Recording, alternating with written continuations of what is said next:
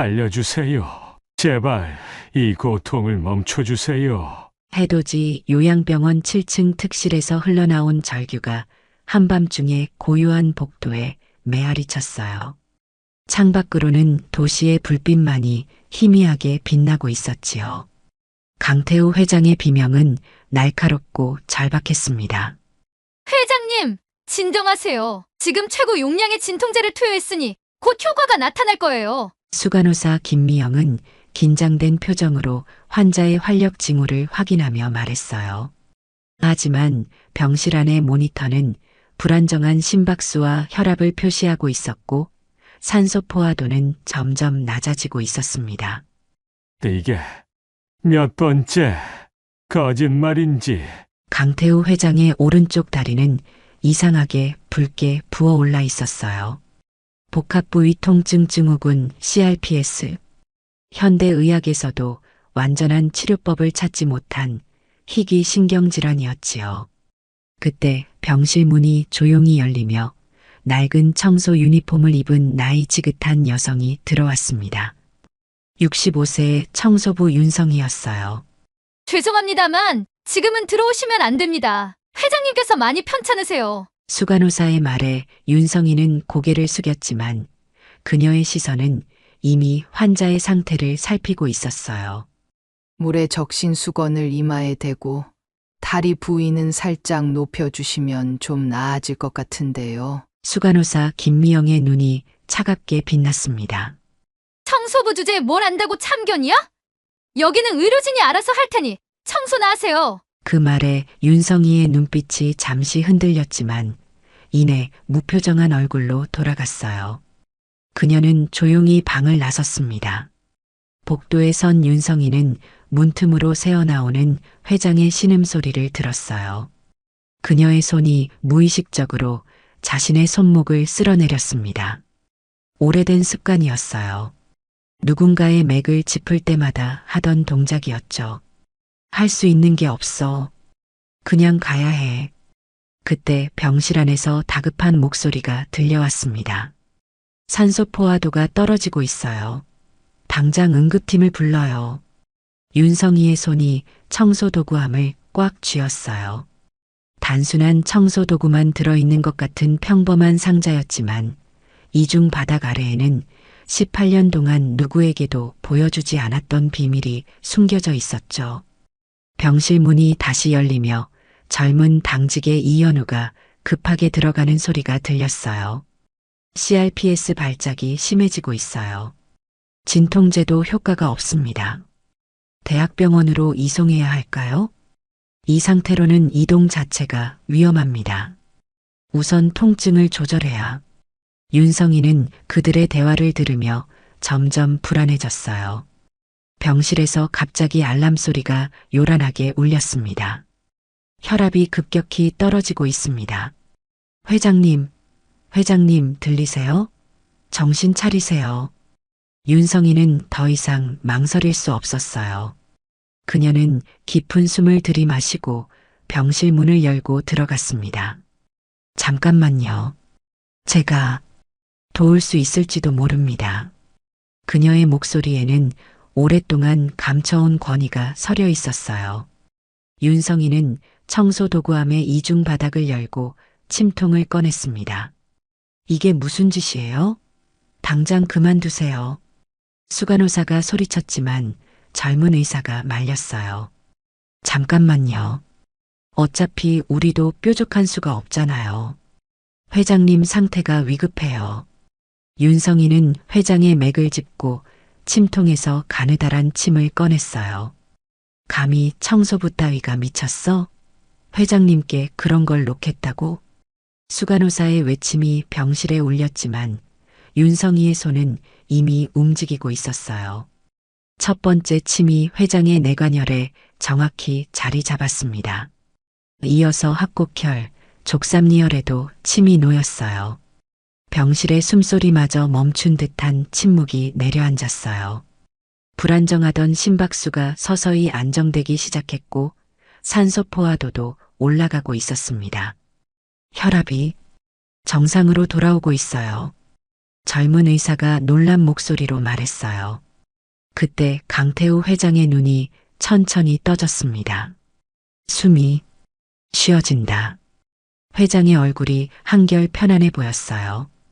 윤성이는 조용히 한 걸음 물러섰습니다. 당신, 도대체 누구시죠? 젊은 의사가 물었어요. 윤성이는 잠시 침묵했습니다. 그냥 청소부입니다. 그녀는 조용히 대답했지만 더 이상 그 누구도 그 말을 믿지 않았어요. 아침이 밝았습니다. 해돋이 요양병원의 복도에는 밤새 일어난 사건에 대한 소문이 빠르게 퍼지고 있었어요. 진짜 그 청소 아주머니가 침으로 회장님을 살렸대? 아니, 그게 무슨 말도 안 되는 소리야. 청소부가 어떻게? 내 눈으로 직접 봤다니까. 의사들도 손 쓸 방법이 없었는데 그분이 침을 놓자마자 회장님 상태가 안정됐어. 한편 병원장 박준호의 사무실에서는 긴급 회의가 열리고 있었습니다. 수간호사 김미영, 젊은 의사 이연우, 그리고 몇몇 관계자들이 모여 있었어요. 이건 명백한 무면허 의료행위입니다. 법적 조치를 취해야 해요. 수간호사 김미영이 날카로운 목소리로 말했어요. 그녀의 얼굴에는 분노와 함께 부끄러움이 묻어 있었습니다. 하지만 김수간호사 회장님의 상태가 지금 안정적입니다. 우리가 어떤 방법으로도 통증을 조절하지 못했던 것은 사실이에요. 젊은 의사 이연우가 조심스럽게 반박했어요. 그래서 미신적인 행위를 용인하자는 겁니까? 이건 현대의학을 부정하는 행위예요. 수간호사의 목소리가 더 높아졌습니다. 병원장 박준호는 깊은 한숨을 내쉬었어요. 청소부 윤성희 씨를 내 사무실로 불러주세요. 복도를 청소하던 윤성희는 모두의 시선을 느낄 수 있었어요. 전과 달리 이제는 아무도 그녀를 무시하지 않았습니다. 병원장 사무실로 향하는 동안 윤성희의 머릿속에는 수많은 생각이 스쳐 지나갔어요. 이제 모든 것이 끝났구나. 다시 도망쳐야 하나? 아니면 사무실에 들어서자 병원장과 수간호사 그리고 젊은 의사가 앉아 있었어요. 어젯밤에 있었던 일에 대해 설명해 주실 수 있겠습니까? 병원장이 물었습니다. 수간호사의 얼굴에는 노골적인 적대감이 드러났어요. 특별한 설명할 것이 없습니다. 윤성이가 차분히 대답했어요. 환자가 고통스러워하는 것을 보았고 도울 수 있다고 생각했을 뿐입니다. 당신은 의료인이 아닙니다. 침술은 의료행위예요. 무면허 의료행위는 형사처벌 대상이라는 걸 아십니까? 수간호사가 날카롭게 물었어요. 윤성이는 잠시 침묵했습니다. 알고 있습니다. 하지만 환자가 죽어가고 있었어요. 우리 의료진이 최선을 다하고 있었습니다. 당신이 끼어들 일이 아니었어요. 수간호사의 목소리가 높아졌습니다. 그때 젊은 의사가 끼어들었어요. 하지만 사실 우리는 통증 조절에 실패하고 있었습니다. 환자의 산소 포화도와 혈압이 위험 수준으로 떨어지고 있었어요. 병원장이 윤성이를 유심히 바라보았어요. 당신, 북한에서 오셨죠? 갑작스러운 질문에 방 안의 모든 사람이 놀랐습니다. 윤성이의 얼굴에 순간적으로 경계심이 스쳤어요. 그건 어떻게 방금 이연우 선생이 설명해준 침술 방식이 매우 특이하더군요. 제 할머니가 말씀해주신 함경도식 침법과 일치합니다. 할머니는 함경도 출신이셨거든요. 병원장의 말에 윤성이는 말문이 막혔어요. 18년 동안 그녀는 자신의 과거에 대해 누구에게도 말한 적이 없었습니다. 당신은 단순한 청소부가 아니죠. 누구십니까? 윤성이는 깊은 숨을 들이마셨어요. 그녀의 손이 무의식적으로 주머니 속 작은 가족 사진을 만졌습니다. 저는 그녀가 말을 시작하려는 순간 사무실 문이 갑자기 열렸어요. KN그룹의 후계자인 강민호가 급하게 들어왔습니다. 아버지께서 깨어나셨습니다. 그리고 그 청소부 아주머니를 찾으십니다. 모든 시선이 윤성희에게 향했어요. 수간호사의 얼굴은 창백해졌습니다. 회장님께서요?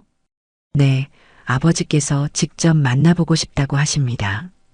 어젯밤 일에 대해 감사하다고 전하고 싶으시대요. 윤성희는 아무 대답도 하지 않았습니다. 그저 고개를 약간 숙일 뿐이었어요. 하지만 그녀의 가슴 속에서는 무언가가 조금씩 움직이기 시작했습니다. 그럼 회장님 병실로 모시겠습니다. 강민호가 윤성희를 향해 손짓했습니다. 그녀는 천천히 걸음을 옮겼어요. 수간호사의 얼굴에는 여전히 분노가 가득했지만 병원장의 시선은 이제 깊은 생각에 잠겨 있었습니다. 잠깐만요. 병원장이 그들을 불러 세웠어요. 이 일은 아직 끝나지 않았습니다. 윤성희 씨 회장님을 뵙고 난 후에 다시 제 사무실로 와주십시오. 당신의 이야기를 듣고 싶습니다. 윤성희는 조용히 고개를 끄덕였어요. 그녀의 마음속에서는 폭풍이 일고 있었지만 겉으로는 여전히 차분했습니다. 18년 동안 숨겨온 비밀이 이제 모두 드러날 순간이 다가오고 있었어요.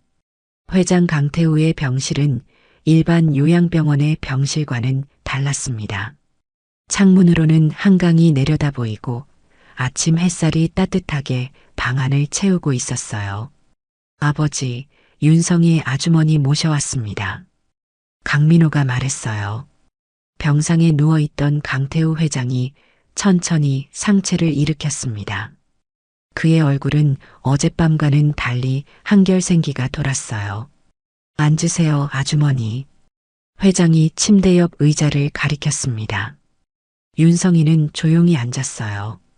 어젯밤에 저를 살려주셨다고 들었습니다. 회장의 목소리는 약했지만 그의 눈빛은 예리했어요. 그저 통증을 잠시 완화해드린 것뿐입니다. 살리신 건 의료진이시죠? 아니요. 의사들도 손을 놓았을 때 당신이 나타났다고 하더군요. 회장이 말했어요. 그의 손이 오른쪽 다리를 가리켰습니다. 이 통증 아십니까? CRPS라고. 10년 넘게 나를 괴롭혀온 녀석이죠. 전 세계 유명한 병원을 다 다녀봤지만 누구도 해결하지 못했어요. 윤성희는 조용히 듣고 있었어요. 어떻게 하신 겁니까? 그 작은 바늘들로. 회장이 물었어요. 방 안에는 또 다른 의사와 간호사들도 있었습니다. 한의학에서는 통증을 기의 흐름이 막힌 것으로 봅니다. 윤성희가 조심스럽게 말했어요. 특히 회장님의 경우처럼 CRPS는 신경이 잘못된 신호를 보내는 것이죠. 침은 그 잘못된 신호를 차단하고 올바른 기의 흐름을 회복시키는데 도움을 줍니다. 그건 미신적인 설명에 불과합니다. 갑자기 날카로운 목소리가 들렸어요. 수간호사 김미영이 문 앞에 서 있었습니다. 현대의학에서 기라는 개념은 존재하지 않아요. 회장님의 상태 호전은 우연의 일치일 뿐입니다. 회장이 눈살을 찌푸렸어요. 우연이라고요? 10년 동안 단 하루도 통증 없이 잠들지 못했는데 어젯밤 처음으로 편히 잤습니다. 그게 우연입니까? 그때 회장이 갑자기 얼굴을 찡그리며 다리를 움켜쥐었어요. 으악! 날카로운 비명과 함께 회장의 얼굴이 고통으로 일그러졌습니다. 모니터에 연결된 경보음이 요란하게 울렸어요. 회장님! 윤성희가 즉시 회장의 맥을 짚었어요. 발작이 다시 시작됐어요. 기혈이 역류하고 있습니다. 윤성희의 눈빛이 달라졌어요. 더 이상 청소부가 아닌 의술의 전문가로서의 권위가 느껴졌습니다. 제 침통 좀 가져다 주세요.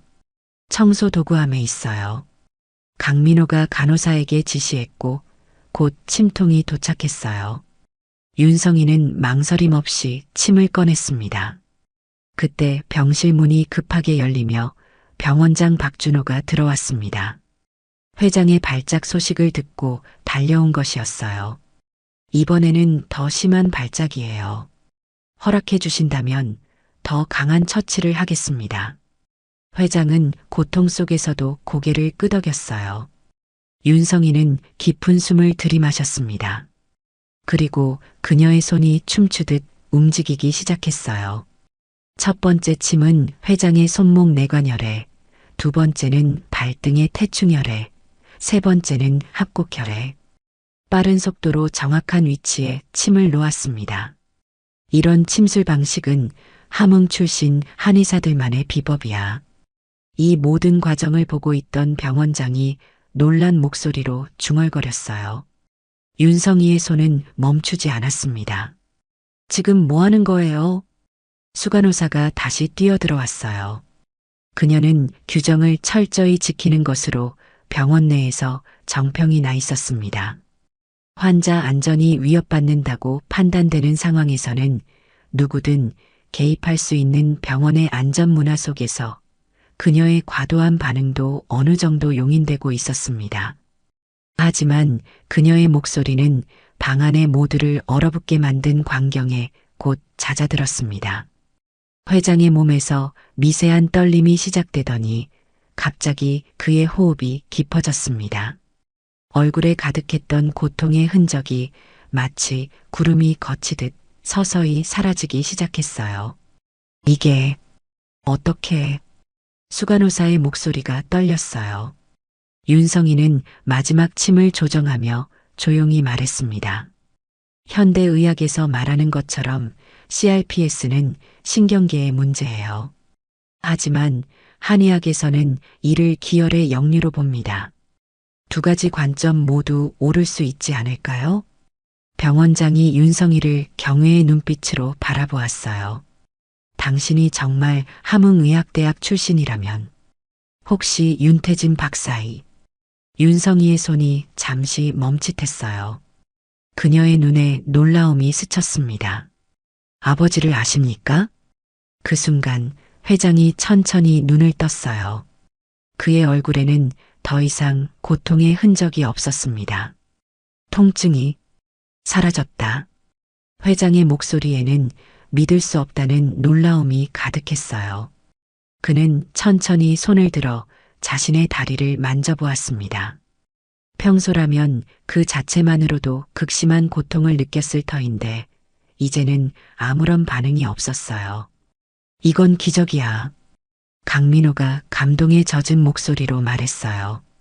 윤성이는 조용히 침들을 하나씩 뽑기 시작했습니다. 기적이 아닙니다. 그저 오래된 지식일 뿐이에요. 수간호사가 입을 열었어요. 그녀의 목소리에는 더 이상 날카로움이 없었습니다. 윤 선생님, 제가 오해했던 것 같습니다. 죄송합니다. 예상치 못한 사과에 윤성이는 잠시 당황했어요. 그녀는 고개를 끄덕이며 받아들였습니다. 괜찮습니다. 각자의 위치에서 최선을 다했을 뿐이니까요. 회장이 윤성이의 손을 잡았어요. 당신은 단순한 청소부가 아니군요. 정말 누구십니까? 방 안의 모든 시선이 윤성이에게 모였어요. 그녀는 깊은 숨을 들이마셨습니다. 18년간의 침묵을 깰 시간이 왔어요. 제 이름은 윤성이입니다.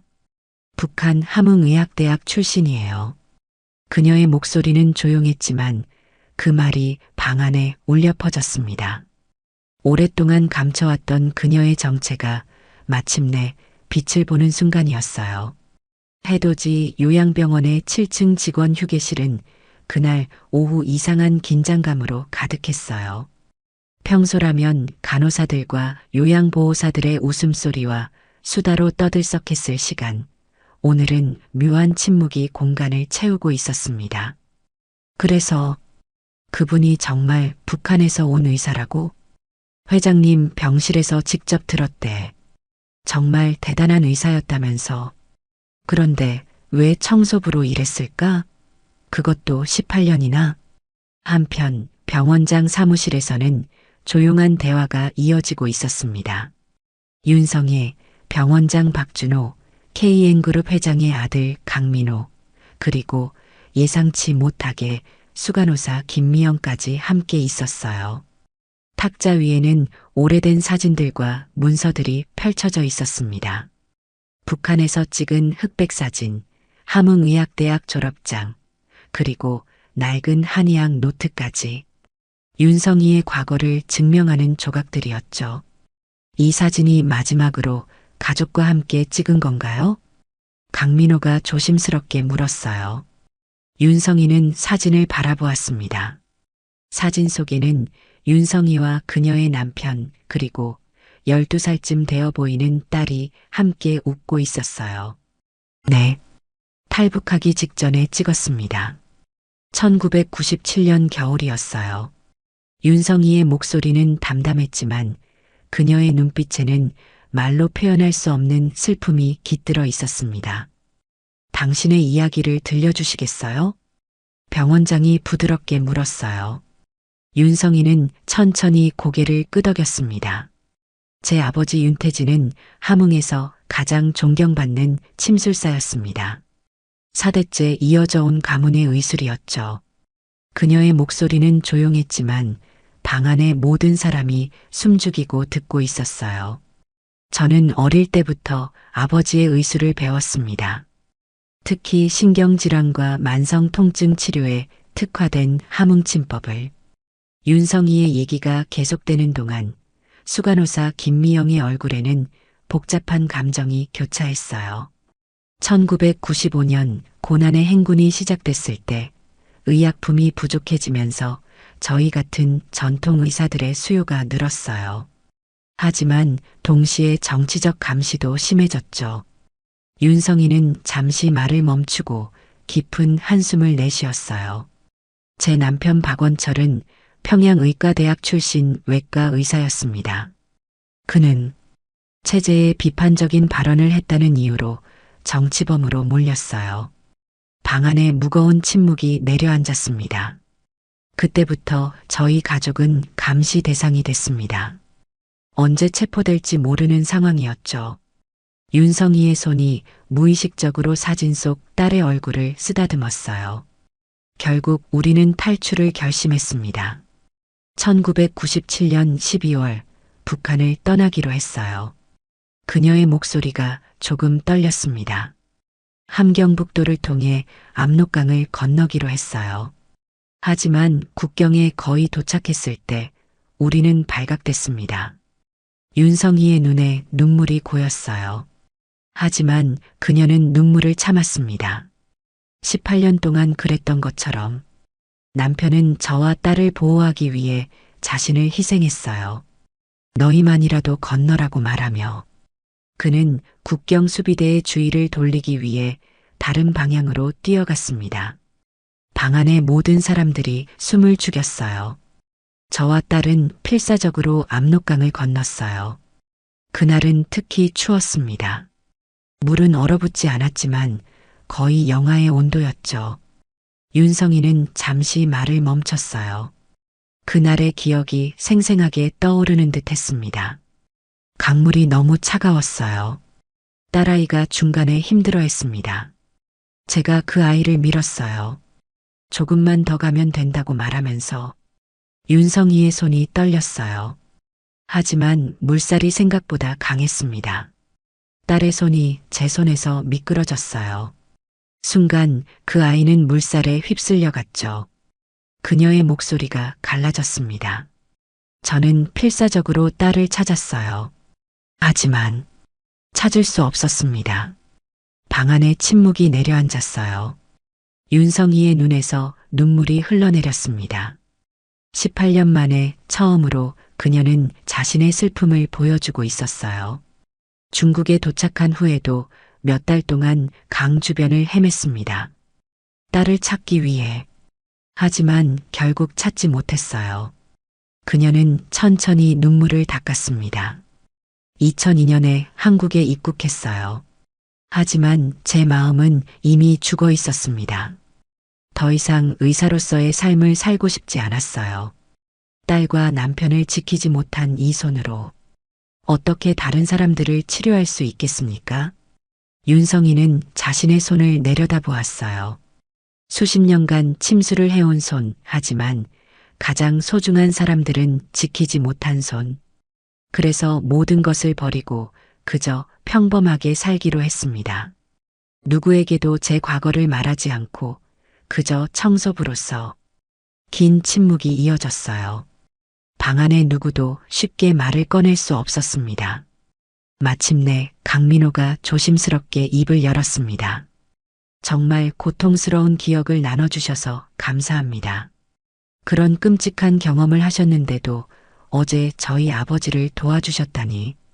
윤성이는 작게 고개를 흔들었어요.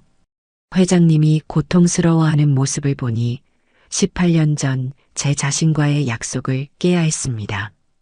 그분의 눈빛이 제 딸을 떠올리게 했어요.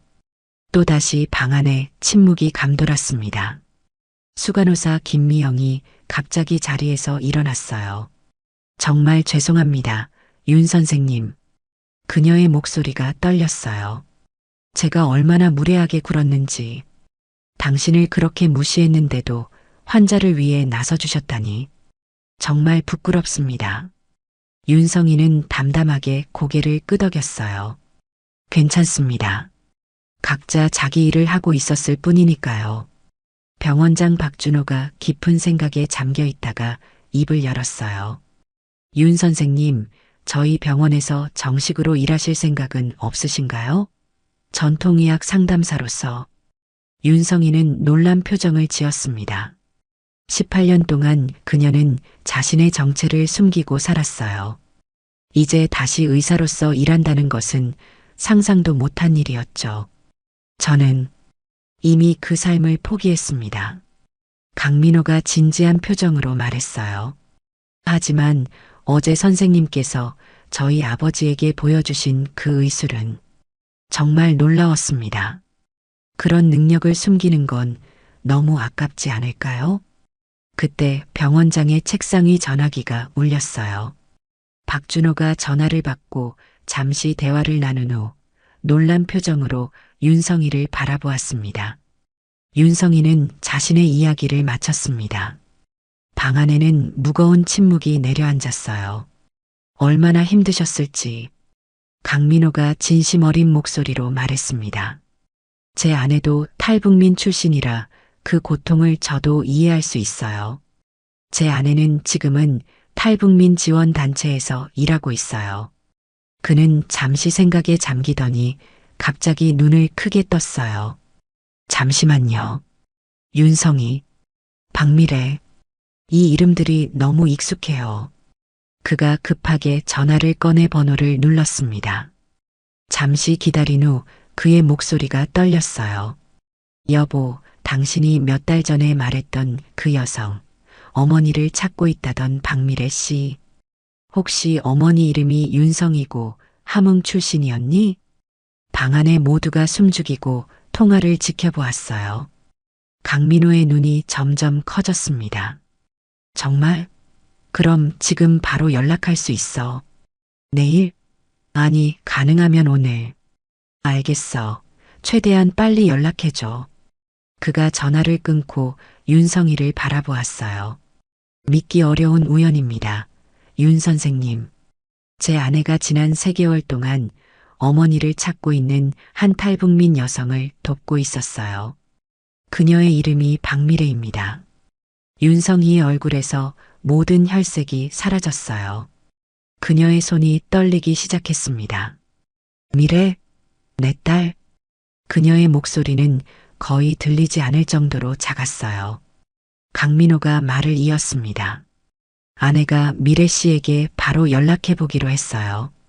운이 좋으면 오늘 중으로 만날 수도 있을 것 같습니다. 그때 병원장의 책상 위 전화기가 울렸어요. 박준호가 전화를 받고 잠시 대화를 나눈 후 놀란 표정으로 윤성이를 바라보았습니다. 윤 선생님, 정말 믿기 어렵지만 지금 1층 접수처에 한 젊은 여성분이 오셨는데 당신을 찾고 계시다고 합니다. 병원장도 놀란 표정이었습니다. 그분 이름이 박미래라고 하십니다. 정말 기적 같은 우연이네요. 강민호가 설명했습니다. 아내가 미래 씨에게 병원 이름을 알려줬나 봅니다. 어쩌면 그녀도 수년간 어머니를 찾아 헤맸을 테니 조금이라도 가능성이 있다면 바로 행동했을 거예요. 윤성이는 말을 잇지 못했어요. 그저 떨리는 손으로 테이블 위에 가족 사진을 꽉 쥘 뿐이었습니다. 그분을 모셔올까요? 병원장이 물었어요. 그럼 그렇게 해주세요. 그녀의 목소리가 떨렸어요. 병원장이 전화로 지시를 내렸습니다. 방 안에는 긴장된 침묵이 내려앉았어요. 얼마 후 조심스럽게 문을 두드리는 소리가 들렸어요. 윤성이의 심장이 거의 멈출 것 같았습니다. 모든 시간이 느려진 것 같았어요. 문이 천천히 열렸습니다. 문이 완전히 열리고 젊은 여성이 조심스럽게 방 안으로 들어섰습니다. 30살 정도로 보이는 단정한 외모의 여성이었어요. 윤성이는 자리에서 천천히 일어났습니다. 그녀의 다리가 후들거렸어요. 여성은 잠시 방 안의 사람들을 둘러보다가 윤성이에게 시선을 고정했습니다. 두 사람의 눈이 마주쳤어요. 18년이란 세월이 흘렀지만 모녀의 눈빛은 서로를 알아보는 듯 했습니다. 어머니? 젊은 여성의 목소리가 떨렸어요. 윤성이는 말을 잇지 못했습니다. 그녀의 눈에서는 눈물이 흘러내렸어요. 미래야, 정말 너니? 윤성이의 목소리는 거의 들리지 않을 정도로 작았어요. 방 안의 공기가 얼어붙은 것 같았습니다. 어머니, 박미래가 달려와 윤성이를 끌어안았어요.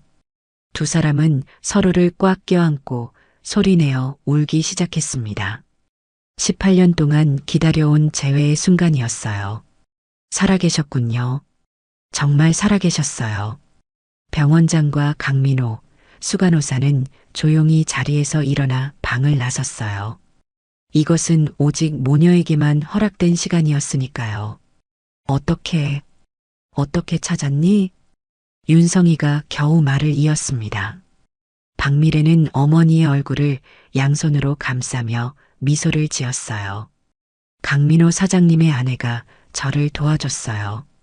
그녀도 탈북민이었는데 중국에서 저를 도와준 가족을 알고 있었죠. 윤성이는 믿을 수 없다는 듯 딸의 얼굴을 쓰다듬었어요. 꿈을 꾸는 것만 같았습니다. 그날 압록강에서 내 손이 미끄러졌을 때 내가 윤성이의 목소리가 흐려졌어요. 너무나 오랫동안 가슴에 품어온 고통과 죄책감이 한꺼번에 쏟아져 나오는 듯 했습니다. 물살이 너무 강했어요.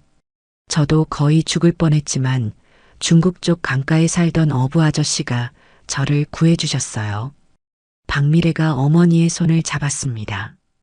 그 가족이 저를 딸처럼 키워주셨어요. 그리고 몇 년 후 저도 한국으로 오게 되었죠. 하지만 어머니를 찾을 방법이 없었어요. 두 사람은 다시 한번 서로를 껴안았어요. 18년 동안의 이별, 그리고 기적 같은 재회. 모녀의 눈물은 쉽게 마를 줄 몰랐습니다. 혹시 아버지는? 박미래가 조심스럽게 물었어요. 윤성이의 눈에 깊은 슬픔이 어렸습니다. 그날 이후로 소식을 듣지 못했단다.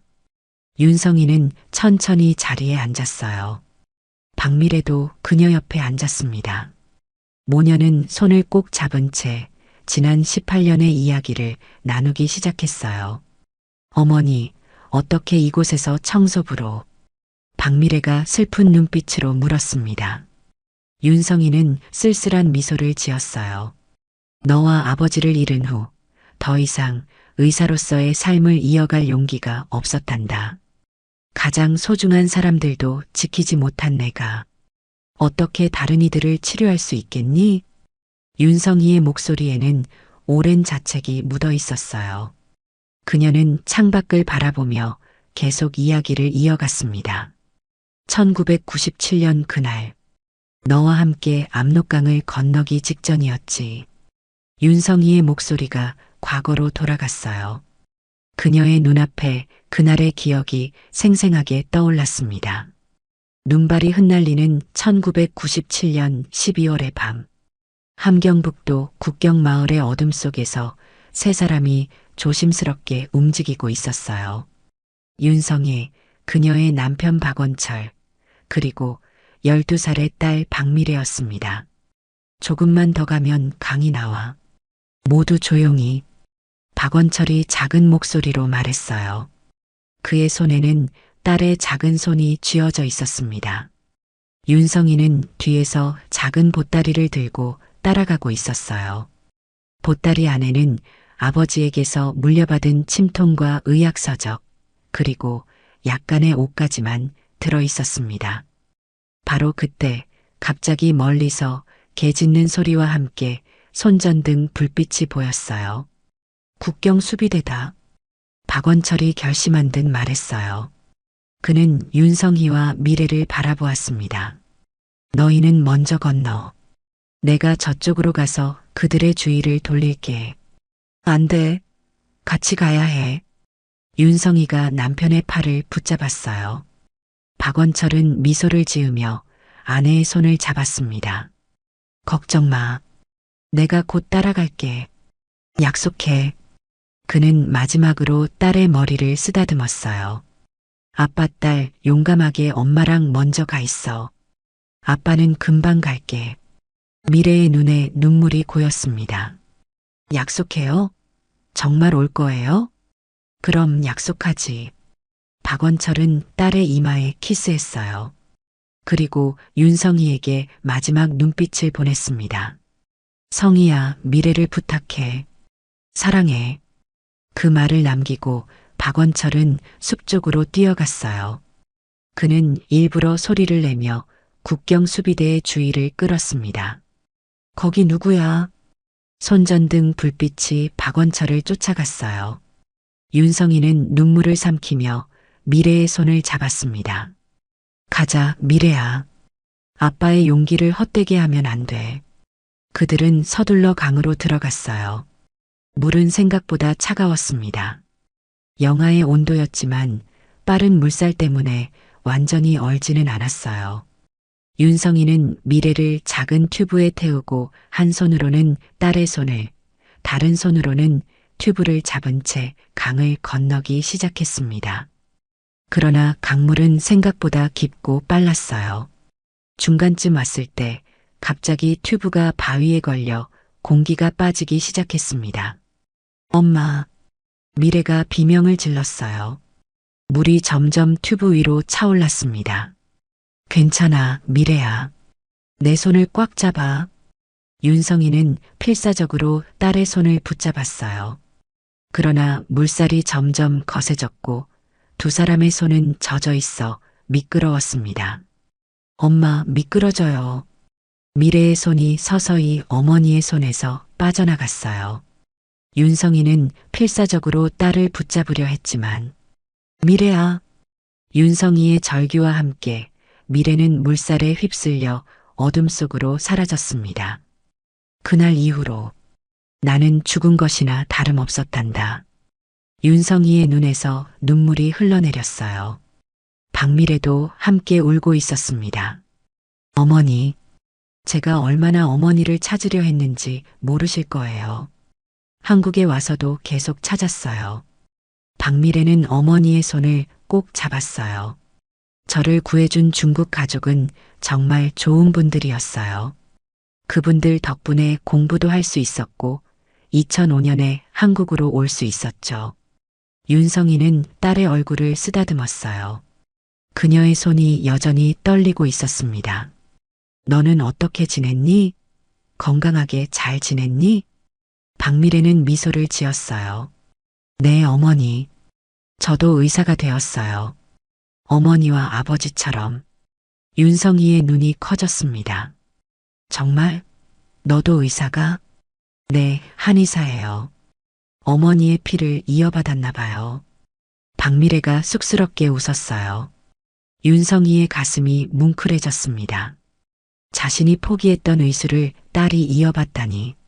지금은 작은 한의원을 운영하고 있어요. 미래한 의원이라고요. 윤성이의 눈에서 다시 눈물이 흘러내렸어요. 그녀는 18년 동안 자신의 정체성을 부정하며 살았지만 딸은 그 길을 당당히 걸어가고 있었습니다. 미래야, 정말 자랑스럽구나. 윤성이가 딸을 꼭 안았어요. 그때 문이 조심스럽게 열렸습니다. 강민호가 고개를 내밀었어요. 죄송합니다만 아버지께서 윤 선생님을 다시 뵙고 싶어 하십니다. 괜찮으실까요? 윤성이와 박미래는 서로를 바라보았습니다. 두 사람의 눈에는 이제 희망의 빛이 어려 있었어요. 함께 가도 될까요, 어머니? 박미래가 물었습니다. 윤성이는 미소를 지으며 고개를 끄덕였어요. 이제 그녀는 더 이상 혼자가 아니었습니다. 그래, 함께 가자. 윤성이가 딸의 손을 잡았어요. 그리고 두 사람은 새로운 시작을 향해 함께 걸음을 내딛었습니다. 회장의 병실은 조용했어요. 햇살이 창문을 통해 따스하게 내리쬐고 있었습니다. 강태우 회장은 침대에 반쯤 기대 앉아 있었어요. 그의 얼굴은 어제와는 달리 훨씬 생기가 돌았고 고통의 흔적도 많이 사라져 있었습니다. 윤성이와 박미래가 함께 병실에 들어섰을 때 회장의 눈이 반짝였어요. 그는 두 사람의 닮은 모습을 금방 알아차렸습니다. 오셨군요, 윤 선생님.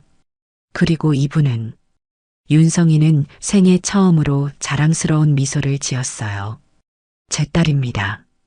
박미래라고 합니다. 회장이 놀란 표정을 지었어요. 병실 안에 있던 강민호가 부드럽게 설명했습니다. 아버지, 방금 놀라운 일이 있었어요. 윤 선생님이 18년 동안 찾아 헤매던 딸을 오늘 만난 거예요. 회장의 눈이 커졌습니다. 그는 윤성이와 박미래를 번갈아 바라보았어요. 기적이군요. 정말 기적입니다. 윤성이는 고개를 끄덕였어요. 그녀의 눈에는 아직도 믿을 수 없다는 듯한 놀라움과 행복이 어려 있었습니다. 어제 회장님께 침수를 시행한 게 제 인생의 첫 번째 기적이었다면 오늘 딸을 만난 것은 두 번째 기적이네요. 강민호가 한 걸음 앞으로 나섰어요. 윤 선생님, 제가 드리고 싶은 제안이 있습니다. 윤성이가 의아한 표정으로 그를 바라보았어요. 저희 아버지의 병은 오랫동안 현대의학으로 해결되지 않았습니다. 하지만 선생님께서 단 하루 만에 놀라운 효과를 보여주셨죠. 회장이 고개를 끄덕였어요. 10년 만에 처음으로 진통제 없이 잠을 잘 수 있었소. 그것만으로도 나에겐 기적입니다. 강민호가 계속 말을 이었어요.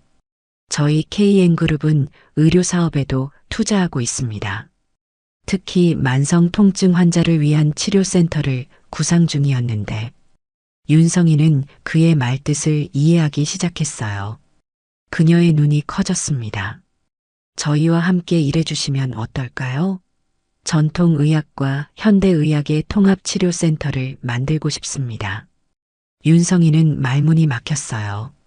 18년 동안 그녀는 자신의 의술을 철저히 숨겨왔습니다. 이제 갑자기 그것을 세상에 드러내라니.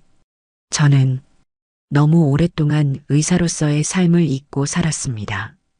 그녀가 망설이며 말했어요. 그때 딸 박미래가 어머니의 손을 꼭 잡았습니다. 어머니, 그동안 많이 힘드셨죠? 혼자서 비밀을 간직한 채 살아오신 것이. 윤성이는 딸을 바라보았어요. 박미래의 눈에는 이해와 존경, 그리고 사랑이 가득했습니다. 박미래의 눈에 눈물이 고였어요. 윤성이도 감정이 북받쳤습니다.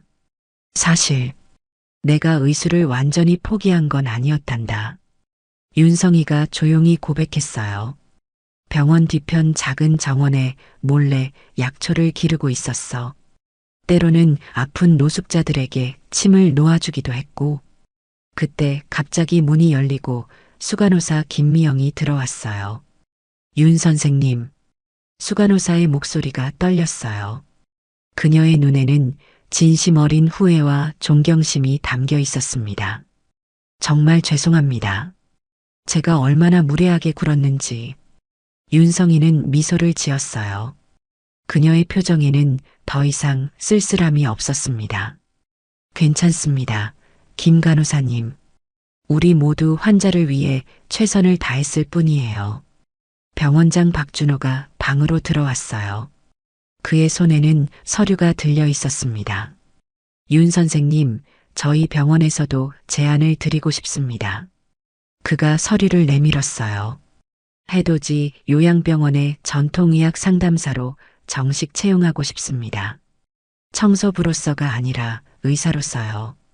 윤성이는 놀란 표정으로 서류를 바라보았어요. 18년 만에 그녀에게 돌아온 인정이었습니다. 이렇게 갑자기. 어머니, 받아들이세요. 박미래가 격려했어요. 이건 시작에 불과해요. 저와 함께 미래한 의원도 키워나갈 수 있잖아요. 윤성이의 눈에 눈물이 고였습니다. 하지만 이번엔 슬픔의 눈물이 아니었어요. 18년 만에 처음으로 흘리는 행복의 눈물이었죠. 고맙습니다. 정말 고맙습니다. 그녀의 목소리가 떨렸어요. 윤성이가 자신의 아픈 과거 이야기를 마치자 강민호는 깊은 생각에 잠겼습니다. 그리고 결심한 듯 자리에서 일어났어요.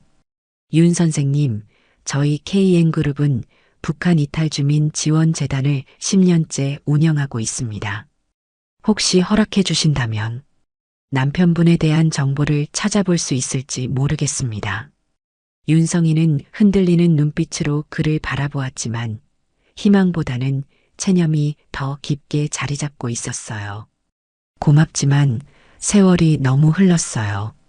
이제는 기대도 없습니다. 강민호는 단호하게 고개를 저었습니다. 시도는 해봐야 합니다.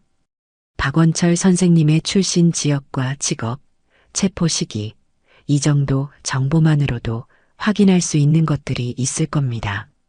그는 병실 밖으로 나가 전화를 걸었습니다. 약 15분 후 강민호가 상기된 표정으로 다시 돌아왔어요. 윤 선생님, 정말 믿기 어려운 소식이 있습니다. 모두의 시선이 강민호에게 향했습니다. 윤성이는 긴장된 표정으로 그를 바라보았어요. 저희 재단 직원이 북한 이탈 주민 정착 지원 시설인 하나원 입소자 명단을 확인해 봤습니다. 하나원은 탈북민들이 한국 사회에 적응하기 위해 처음 거치는 곳이죠. 3주 전에 입국한 탈북민 중에 박원철이라는 이름의 분이 계십니다. 윤성이의 얼굴이 창백해졌어요. 그녀의 손이 떨리기 시작했습니다. 그리고 더 놀라운 것은 그분이 함흥이과대학 출신 의사라는 점입니다. 나이도 일치하고 교화소에서 20년 정도도 의사로 복무했다고 기록되어 있습니다. 그건 정말 제 남편일까요? 윤성이의 목소리는 거의 들리지 않을 정도로 작았어요. 그녀의 손이 입을 가렸습니다. 원철이 살아있어? 박미래도 충격에 빠진 듯 어머니의 손을 꼭 잡았습니다. 담당자가 방금 사진도 보내왔는데 강민호가 휴대폰을 보여주었어요. 그곳에는 수척하지만 맑은 눈빛을 가진 노년의 남성이 있었습니다. 윤성이는 사진을 보는 순간 두 손으로 입을 가렸어요. 원철이, 정말 원철이야. 그녀의 목소리는 거의 들리지 않을 정도로 작았어요. 18년이라는 긴 세월 동안 그녀는 남편이 죽었다고 믿어왔습니다. 그런데 지금 살아있다니. 그분도 가족을 찾고 계셨습니다. 강민호가 말했어요. 탈북 후 처음으로 물으신 게 윤성이와 박미래였다고 해요. 박미래는 울음을 참지 못하고 소리내어 울기 시작했어요. 윤성이도 함께 울었습니다. 병실 안의 모든 사람들이 감동의 눈물을 흘렸어요. 언제 만날 수 있나요? 윤성이가 떨리는 목소리로 물었습니다. 강민호가 부드럽게 미소 지었어요. 다음 주면 하나원에서 나오실 겁니다. 그때 모시겠습니다. 윤성이는 말을 잇지 못했어요. 그저 딸의 손을 꼭 잡은 채 눈물만 흘렸습니다. 기적 같은 일이 연달아 일어나고 있었어요. 어제는 단순한 청소부였지만 오늘은 존경받는 의사가 되었고 잃어버린 딸을 되찾았으며 이제 곧 남편과도 재회하게 될 것이었습니다. 어머니, 박미래가 어머니를 꼭 안았어요. 이제 우리 가족이 다시 모이게 되는 거예요. 윤성이는 아무 말도 할 수 없었습니다. 그저 딸을 안은 채 울 뿐이었어요. 그녀의 마음은 18년 만에 처음으로 완전히 열리기 시작했습니다. 해돋이 요양병원의 옥상 정원은 그날 아침 유난히 평화로웠어요. 봄의 싱그러운 기운이 도시 위로 퍼져나가고 있었고 멀리 한강은 햇살에 반짝이며 흘러가고 있었죠. 윤성이는 오랜만에 마음의 여유를 느끼며 작은 의자에 앉아 있었습니다. 여기 있을 줄 알았어요. 박미래가 옥상 문을 열고 나왔어요. 그녀의 손에는 따뜻한 차가 든 2개의 머그컵이 들려 있었습니다. 어머니에게 한 잔을 건네며 옆에 앉았어요. 정원이 참 예쁘네요. 어머니가 직접 가꾸신 거예요? 윤성이는 미소를 지었어요. 주변에는 다양한 약초들이 질서정연하게 심어져 있었습니다. 인삼, 당귀, 황기, 구기자. 한의학에 쓰이는 소중한 약재들이었죠.